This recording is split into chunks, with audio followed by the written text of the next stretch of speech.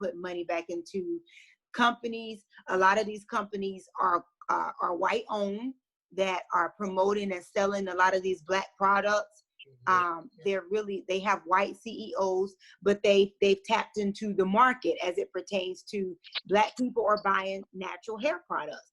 So everybody and their mama now has a natural hairline or natural hair. And then the other caveat is you have the wig and weave industry is off the chain. So shoot, $2 billion of that probably coming from that alone. Yep. Do you know these units that they're constructing? You're talking hundreds. People have become millionaires off selling hair. Yeah. Oh yeah. Selling hair. Business. That's never been my thing, but I've talked to like my little cousins and family members that, you know, are into like getting their hair done and getting weaves and different things. And I don't have anything against weaves because like I said, I've had my sew-in this life. But they were telling me like the human hair is expensive. If you want it done right, where they create the actual unit, they call it for you. You're talking maybe at a base level $250. Yeah, it's crucial. For a wig. Oh yeah. Oh yeah. Yeah. What I wonder. Go ahead. No, you're good. No, I just wonder when we're talking about the industry part of hair. Sorry, y'all. How have Blacks been shut out of the market? Because I think that was part of the. Now you're going to make me rewatch a Good Hair documentary. I was thinking the same thing. I think Chris Rock talked a little bit about it, but there's an active or has been an active movement to keep us who are buying all the products out of ownership. Child. I cannot find and y'all know for me, I don't wear weaves, but braiding hair is my weave. Like, you know, that's the hair I buy to braid my hair. And I have not seen one. If there was one, I would support them. Not one Black owned. Let me say this. Not even Black ran. Like it's Arab families. Mm-hmm. I have Arab families who own in Black neighborhoods. They own like 3 of them on one side of town, and then the other ones y'all know is by Asians. Yeah. On my side of town, all of those are run, owned, operated by Asians. Mm-hmm. Yep. And we don't always get treated like we have.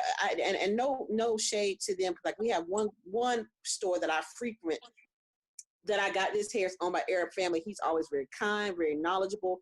But then them other ones be very standoffish, very like, hurry up and buy.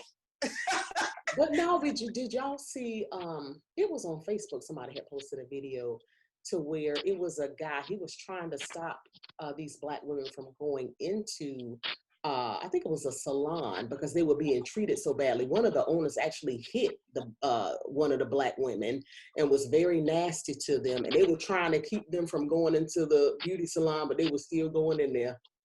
It's crazy. And I think when you talk about stuff like that, like we're dealing with something way more deeper than hair. Oh, because when you allow yourself to be demeaned and dehumanized and treated in such a way, there's something about this hair that you feel like provides a level of security that may not be factual. That's but right. To your point, April, my little sister is the entrepreneur at heart, bless her little heart. One of these days her business is going to blow up, whatever it may be. But she at one point in time was thinking about opening up a Black owned beauty supply store. Mm-hmm. And I was like, do it. But when she started doing the research, it's almost as if the Asian population has it on lock because the supply chain is coming from Asia. So like if you've ever I've been in the beauty supply store buying makeup primarily go there to buy makeup, actually, instead of like hair care products. But I've been in there and seen the suppliers come in, and it's another Asian person. So some of the issues were with the Black-owned beauty supply stores that I have seen is the cost. You have to inflate your costs because you're not getting it at the same price as your counterpart. Yeah. And so your counterpart comes to you, and the same hair that you may be paying $5 a pack for at the Asian supply store, you may have to pay $8 a pack for at the Black supply store, because you have different suppliers. And everyone's about trying to save $1 as opposed to supporting Black-owned business. And I'm not saying it's right or wrong, because I'm not in anyone's pockets, but it's like, so you go back to where it's cheaper. Yeah, it's true. Yeah, and see, go ahead. Am I cutting you off, Holly? Oh, it was just on that note, because I remember going to a Black beauty supply. Now, first of all, I had to travel a long way to get there. And when I did, it was like $20 for, one thing, or, it was really expensive. So just to your point but I went ahead and supported it, because I was like, okay, it's a Black-owned business. But you're right. It's like everything is more inflated. Go ahead, April. Yeah, and I think that okay, so those couple of issues is two ways that we got to combat this, because for those who can, they should. So in other words, we know what the problem is and why the prices are being inflated, because it is the Asian market, and they're going to sell to fellow Asians at one price and sell to the Black folks at a different price, at a higher price, to where we've got to look like we're just greedy when we're not. And so, but those who know that, and we have this knowledge, if I am a higher income earning African American, that I need to go spend a little extra dollar to help that Black business succeed. And then that Black business in turn also needs to do what they need to do to fight for fairer prices, to fight and say, look, you sell to me at one and sell to people that look like you at another. How can we work that out? I don't know. I don't know the answer. I don't know if it's legal recourse, or where they can say this is discriminatory action. It would be just like you going into JCPenney and they have a section where the Black folks buy sweaters, and that's $3 more, and then everybody else get paid for $3 less. So we have to, as a people, be strategic, because we talk about in this season what we want and how we want to be equal economically, and economic empowerment is as much in this is important in this movement that's going on now. Economics is right there with police brutality and all that. Economics should be at that same level, because that affords us a type of freedom, because unbeknownst to many, America's favorite color is not white, it's green. Green.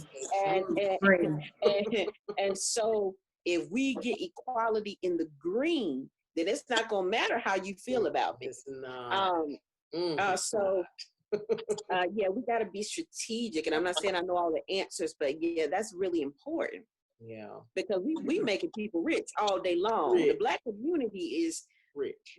We're making people rich. It was in the trillions when I was researching, and it said 2.51 billion is going towards the hair care industry.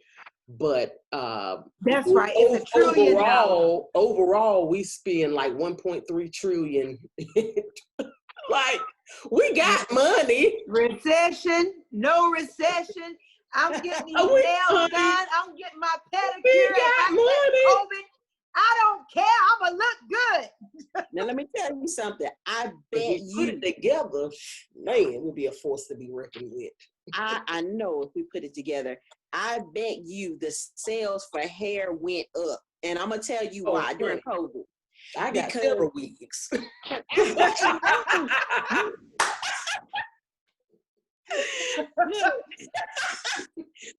I know them. I know it went up because, like you said, we at home still clicking on packs of hair, ordering wigs, and me calling that one person I trust to come over to my house and braid my hair up. That one person that I trust to come over here and twist this up for me. Because we just, with all what's going on, like how our hair matters to us. Like we talked about it communicates a lot. It does. It does.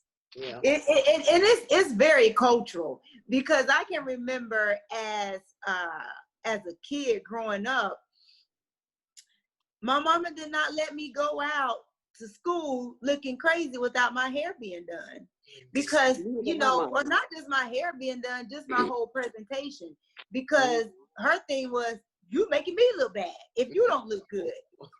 So yes, you gotta have that hair done, because it's almost like it's the first thing that people see, whatever that looks like for you, whether that's a wig, whether you done braided it up, wrapped it up, you gotta have that hair done. Mm-hmm.